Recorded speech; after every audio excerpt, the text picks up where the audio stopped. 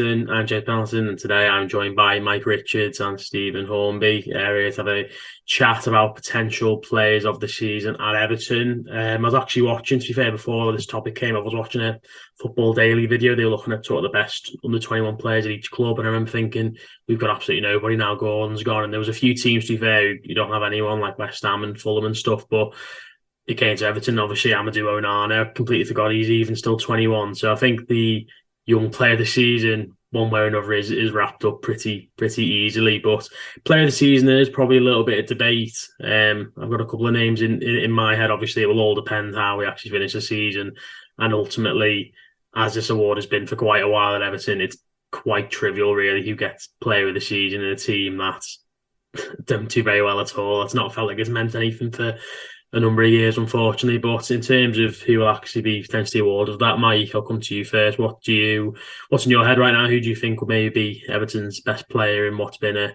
pretty drab season? Easy is it? It's not an easy question. I'd certainly I'd ban any kind of award if we're fighting relegation and we're looking at our best player. That it just shouldn't be a thing. We go back to that time was it when Gareth Barry won it. Everton was struggling late on in the season, and it didn't really get any kind of coverage, and he waited until sort of the season was over and sort of, oh yeah, Gareth Barry got it. It'd be the same for me, to be honest with you. That's how it should be this season. But early on in the season, the front runners were certainly probably Connor Cody coming in from Wolves started the season particularly well.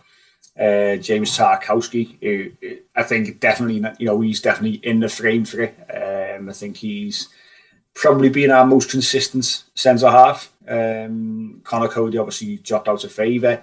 His form dipped. I mean, Tarkowski has made the odd mistake, but obviously is on blocks and tackles alone. He puts himself up there. He's one of those players who puts his body on the line and will get in the way of anything. And I think the fact that we brought him in for absolutely nothing as well.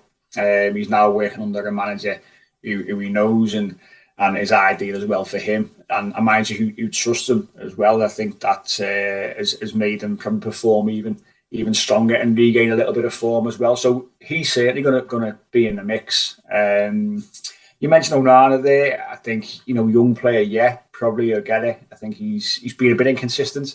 I think he struggled with injury as well in recent weeks. I know the manager was quick to sort of bat that one away, but from what I've heard, he's got a bit of an injury, which they are looking to try and nurse it. That's why you see him coming off most weeks. But I think the physicality side of things has probably been a bit of a surprise to him. But he certainly, in some games has shone and looked the real deal. And he's one asset that over the next sort of 12 months, Everton will do well to keep hold of, because he will progress and develop and hopefully, as I say, we are in the Premier League next season, and we'll see him kick on. I think he'll have a really good season next season. But outside the sort of James Tarkowski, you probably got a shout for Seamus Coleman, to be honest. I think that he's rolled back the years at times. I think, again, sort of recent weeks, recent performances, we've seen him get back to what Seamus Coleman's always done. He's shown he's a leader.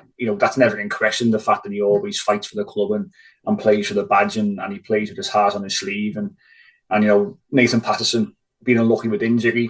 I know we got quite a bit of game time early on, but when called upon, the captain has stepped up and done what's being asked of him. And we know he can't do what he did sort of 5-6 years ago. Besides, obviously against Leeds when he's running down the wing and scores an absolute pearler. But Seamus Coleman's had to adapt his game. But you look at the performances against Leeds, against Arsenal at Goodison Park, I thought he was terrific. I just think week in, week out, generally he's been pretty solid. But outside of those two, listen, there's certainly no attacking players in the mix. There's Alex Iwobi started pretty well and dropped off a little bit, to be honest. But to be fair to him, he's not playing in his favourite position. But I think we've got to look probably defensively. Jordan Pickford maybe in with a bit of a shout, but no one else. It's a massively tough question, and as I say, I'll be cancelling any kind of award ceremony to be perfectly honest. Yeah, I mean, it's massively tough in like a bad way. It's not like when the last one I can remember really kind of being up for was the Martinez one, when I can't remember who won it that year, to be fair, in 2013-14.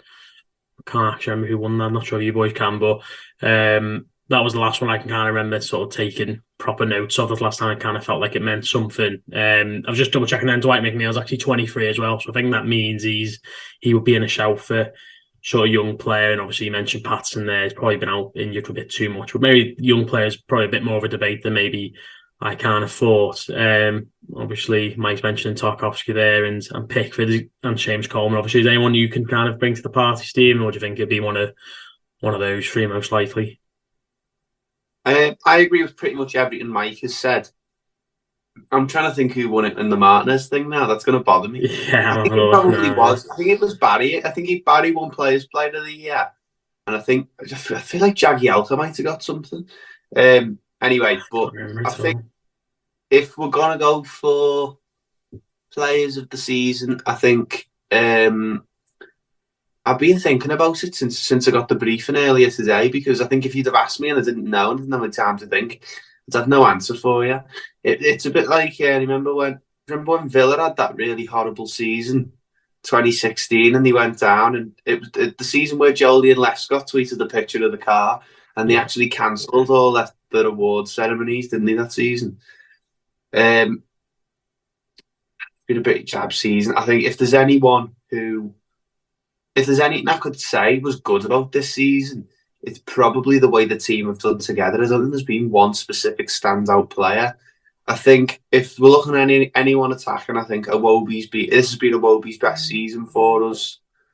I think Pickford has probably been the best player. I think Pickford's probably going to win it for player of the season, because he just seems to bring out all these fantastic saves when you need it.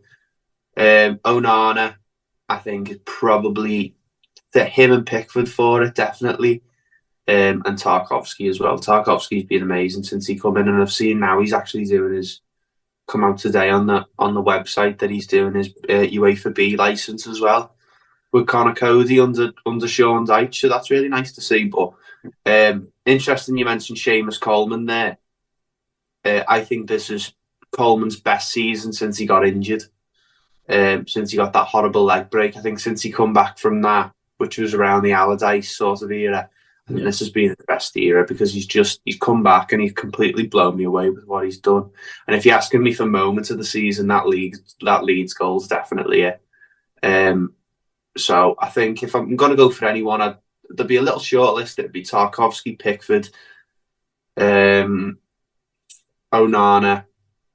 and I think Iwobi deserves to be in there. But I think between Pickford and Onana for me. yeah. I think James that. Coleman won player of the season 13-14. Yeah, I just got on the website myself. Yeah, Coleman won player and player of the season, and Ross Barkley won young player, which I do remember, but I couldn't remember player of the season. But to be fair, back then you could have had Coleman, Bain, Jagielka was great, Barry, Baines won it the year McCarthy. before, I think. And the year before, because Uh, that was the season where Baines just went mad. And he Yeah, was I think like, he did. Yeah, he did. He won in two of the last three seasons before that. Yeah, and you're looking down the list after that, it gets sadder and sadder every year, really. But I think I'd probably say I'd probably edge towards Jordan Pickford. To be fair, I'm a big fan of his personally. I think Seamus Coleman's in with a good shout as well, because I remember saying after Arsenal, I remember saying, when he plays really well like this, because he is getting old now, he's like 33, isn't he? You kind of always think it takes another few weeks to get back to that level. But to be fair, he's been pretty consistent since Dyche came in. I'd say he's probably our best player under Sean Dyche. And to be fair, people have always mentioned what kind of a captain he is and stuff, and how he is brilliant off the pitch. But I really think on the pitch this season, he's really backed it up, and I'm really pleased for him, because it's very clear he absolutely loves Everton, and we all wish his last few years at Goodison weren't like this and they were at the other end of the table. But so I would probably edge it Pickford, Coleman, Tarkowski also in there, Onana as well, as you say. But what would you kind of say then, going back to you then, Mike? I'm just conscious of time, but I was just thinking about talking about Coleman. Who would be sort of your most improved player of the season? Because I do think Coleman could be in there in terms of he came in and he was looking his age a little bit at times, but then since Dyche came in, he has looked much better. Dwight McNeil's in there as well. Possibly Damari Gray's been relatively consistent compared to what he's normally like. Who would you kind of put in that bracket? Would you say? I think probably Dwight McNeil's probably the one for me in terms of, obviously, under Sean Dyche, you can see he's certainly been, between him and Seamus Commons, the two standout players under the new manager, and you understand why. There's a past relationship there. He knows the player's strengths, of course, and he plays to his strengths. And defensively, he's a lot stronger than our other wide players as well. And Dwight McNeil, we do play to his strengths. He's told to get wide, try and beat a man and get across. And if you can't, try and win a corner, try and win a throw, and try and win a set piece. And he's obviously in and around set pieces all the time as well. Obviously, he's picked up a fantastic goal against Brentford. He seems to be more involved in an attacking sense, but also he's been strong defensively. And I think he's maybe changed a few fans' minds in terms of how he performs and what he can offer this team. He didn't get he got a look under Lampard, but Lampard, his system very much relied on pacey, fast wingers. When the ball turns over, we can counter quickly. Whereas Sean Dyche is a little bit different, isn't it? Where he very much, he says himself, he's not precious about football and playing a particular way. He knows the importance of set pieces. He knows the importance of winning corners and free kicks and things like that. So it's very much a bit more of a physical demand under Sean Dyche than Frank Lampard. So for me, I'd have to say Dwight McNeil, and rightly so. The kid got a lot of stick. He's always been a hard worker. And now, because he's got a mind that he knows and trusts and has worked with, extensively in recent years, he's kicked on, and I'm delighted to see him do that. We look at our set pieces now between him and Damari Gray. We cause a problem every single time he put a ball in the box, and that's great for him that he's now, as Everton career has started to take off.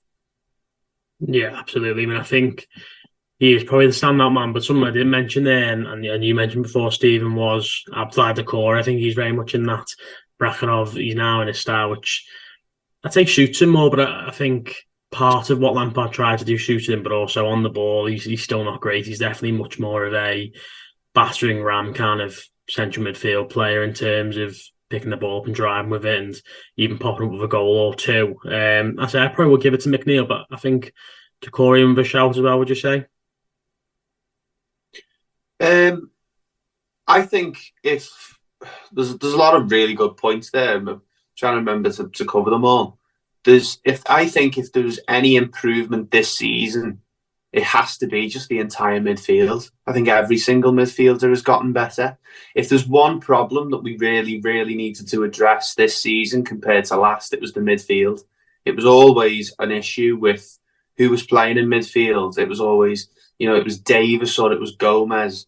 This season, there's been a connection of lads who work well, not just on the pitch, but off it. So Doucouré, Iwobi, Garner, and Onana, just them four, just on and off, whoever plays in those centre midfield positions always seem to do well together. They can read each other very well, and you can tell that they get on well off the pitch as well, which I think always helps. I think, as Mike mentioned there, we're talking about awards for the season. I think if there's any award that's going to go out, it needs to be reserved for Sean Dyche, because I think that man has just completely turned this club around from what I've seen. He's doing brilliant. I just hope it's not another case of what it always is, where we get a new manager, they have a bit of a bounce, and then next season it falls off. But I don't think that'll be the case. As I mentioned in our Dele Alli video, I think he's a brilliant manager, and he's got all the skills to succeed at Everton for a long time. And I think that's why, going on to my next point, Dwight McNeil, he's without a doubt the most improved player I think I've seen play for Everton. When you're talking about most improved player awards in a season, no one has ever stood out to me in a season the way he has. The last few games under Dyche for me, he's properly thrown it back to some of them old wingers of the 80s and 90s, getting wide, winning corners, winning free kicks, taking good set pieces. Everything about Dwight McNeil right now, I think he's our standout player, and I think he's one of the first names on the team sheet, so he's definitely in there. And then, of course, Coleman, like I mentioned just before, I think this is his best season for about 5 or 6 years. I think a lot of that is to do with he's changed his style of play a bit. I think he was. I think last season, the season before, when we seen him sort of, he'd come in for the team, he might play well, but he'd have a few games out, like what you said, James, and he wasn't quite able to hit the height he was. I think he was still trying to play like he was 25. I think now he's prioritising defending. He's getting so much better at digging in. He's becoming more and more of a captain every season now because he took that role. I think it was when Jagielka retired. He took it and he's had it for the last couple of years now. I think he's really sort of he's beginning to relish his role as captain more now, and he's beginning to enjoy the football a bit more. And he's changed his style of play in the way that he's getting so much better at defending. We know he can still bring you that spark going forward, like we've seen against Leeds, but I think certainly under Dyche, he's not as expected to go forward and do them kick ups down the line and all them amazing goals we've seen him score 10 years ago, which we could talk about forever, couldn't we? But no, I think Coleman and McNeil, but certainly McNeil. I think the criticism he got when he came in, just because he was replacing Richarlison, really, I wouldn't even call him a direct replacement. I think he's such a different player, and I haven't seen a player like that at Everton in years. Going back, I can't remember a left winger where I've watched him play and go, yeah, he's just doing all the easy things right. There's no beating around the bush. He's no nonsense, isn't he? And I think that's what I really like under Dyche. And it just shows you the difference that having a manager who you understand can make a difference in football. And yeah, that sums it up really. Tarkowski and Dwight McNeil under Dyche, the former Burnley lads, they've been fantastic. Yeah, absolutely. I mean, I think it makes you think, why on earth did Lampard sign McNeil if he wasn't going to always use him on the left, and when he did, he wasn't going to be just a kind of out and out sort of crossing machine, as you say. Obviously, he does lack some things, and he couldn't be more different to Richarlison, really, but he would be probably my most improved player so far this season. But obviously, hopefully, in the last sort of the home straight that we're on now, we can say that most players in that first 11 are improved, and even a couple of the squad members as well. That would obviously be ideal, and hopefully means we're in a much better position than when Sean Dyche obviously came in. So thanks very much for tuning in then, everybody. Thanks for coming on as well, Mike and Stephen, much appreciated. Make sure to let us know down in the comments what you think, who you'd have as Everton's player this season, young player, most improved, all that. And let us know maybe who's let you down so far this season, but we're trying to keep it as positive as possible. So thank you very much for tuning in, and we'll see you again on the Toffee Blues. Thank you.